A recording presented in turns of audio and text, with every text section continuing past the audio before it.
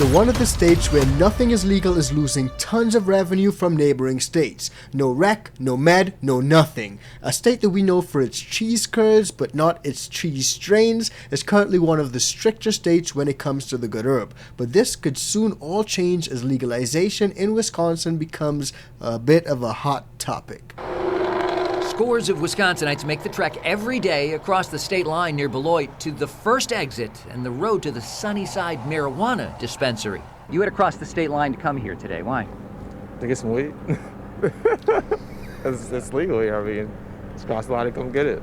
That's I-39 behind me, the road to Wisconsin, just about a half-mile away, and Wisconsin lawmakers came here, just across the state line, to this Illinois marijuana dispensary to reintroduce a bill to fully legalize marijuana in Wisconsin. We know that Wisconsin is ready for legalization, past ready for legalization. Madison Senator Melissa Agard and Milwaukee State Rep David Bowen stood in a dispensary parking lot filled with Wisconsin plates. These Wisconsin women who asked not to be identified said they spend about $150 or more here every month. It's a lot of money that could have been spent in Wisconsin. Illinois is coming off a record month for marijuana sales of $128 million. Agard says in Wisconsin, legalization could bring the state $165 million a year or more in tax revenue. But a spokesperson for Senate Republican leader Devin LeMahieu said today LeMahieu remains opposed to legalizing marijuana without FDA approval. Still, Agard and others here believe now is the time. It's not a matter of if this is going to happen in Wisconsin.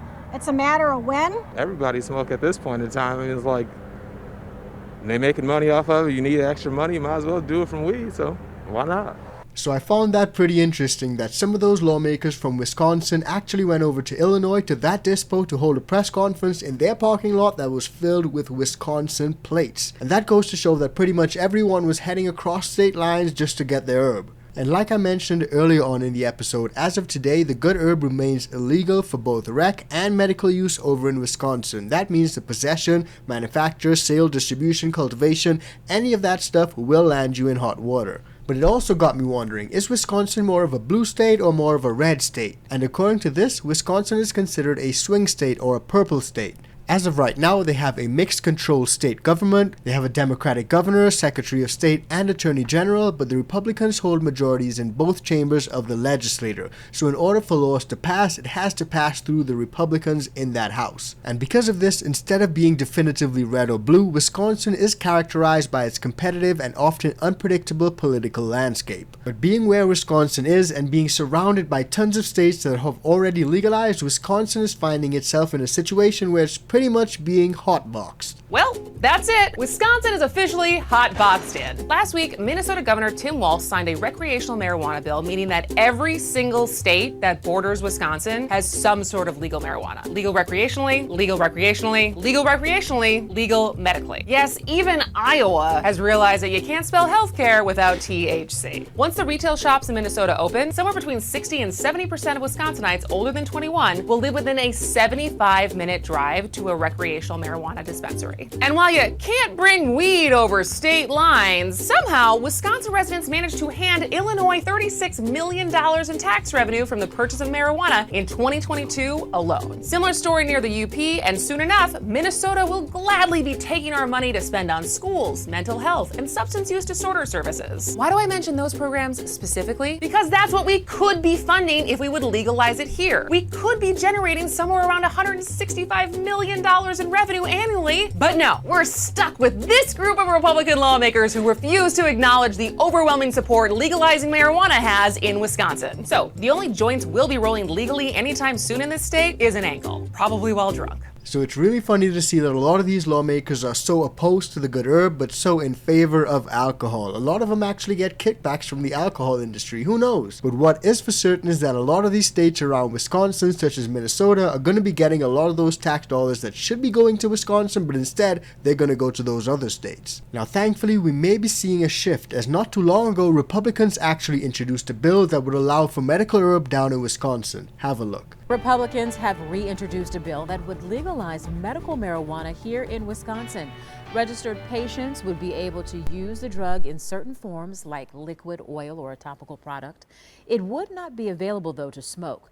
Both Assembly Speaker Robin Vos and Governor Tony Evers have voiced support for legalizing medical marijuana. Now, just a quick reminder, guys, if you're getting value from this video, please do like, share, and subscribe to the channel. And if you want to support us further, join the ICANN VIP Bean Club or just buy us a cup of coffee. Now, that clip was from a couple of years back, but let's bring it up to 2025 and see what Wisconsin is doing to push for legalization. But first, let's check out what's the current status of legalization over in Wisconsin. State lawmakers prepare for the new session next year. New policy proposals are on the table, and that includes marijuana.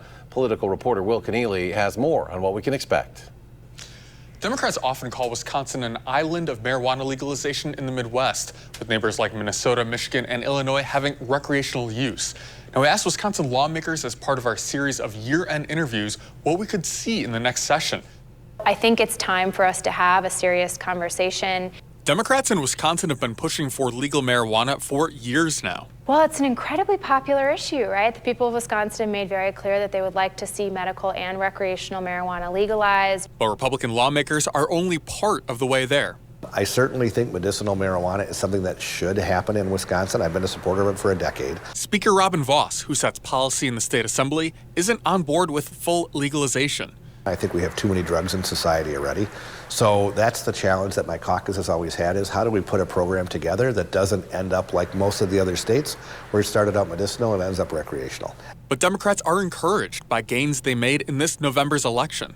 We've got a lot more people in close districts. I think we're going to have a lot of Republican legislators showing up, wanting to pass popular legislation and be able to go home and tell their constituents that they're listening to them. So I'm hopeful that we're going to see some progress on that issue this year. So having a bipartisan approach to this issue is really important. A lot of these Republicans need to get on board. The Democrats seem that they are on board. But what we really need is bipartisan support for these bills on both sides of the aisle. But let's have a quick look ahead and see what 2025 can bring for Wisconsin when it comes to legalization. 2025 is shaping up to be a historic year for Wisconsin. Why? Because the fight to legalize marijuana just got louder and the pressure is on. Governor Tony Evers has officially proposed adult-use cannabis legalization for the third time. His message? It's time to stop leaving billions on the table and start giving Wisconsinites the freedom they're asking for. The plan includes bills AB 50 and SB 45 designed to legalize cannabis for adults 21 and older, establish retail and cultivation licenses, tax cannabis to fund schools, healthcare and safety programs, and clear past non-violent cannabis convictions. Meanwhile, across Wisconsin's borders, Michigan, Illinois, and Minnesota are cashing in. Hundreds of millions in tax dollars flowing out of Wisconsin into neighboring states. Wisconsin is now just one of 13 states where marijuana is not legal, either medically or recreationally. In a 2019 Marquette Law School poll, 83% of Wisconsin voters said they support legalizing medical marijuana, and so do many top Democrat and Republican leaders.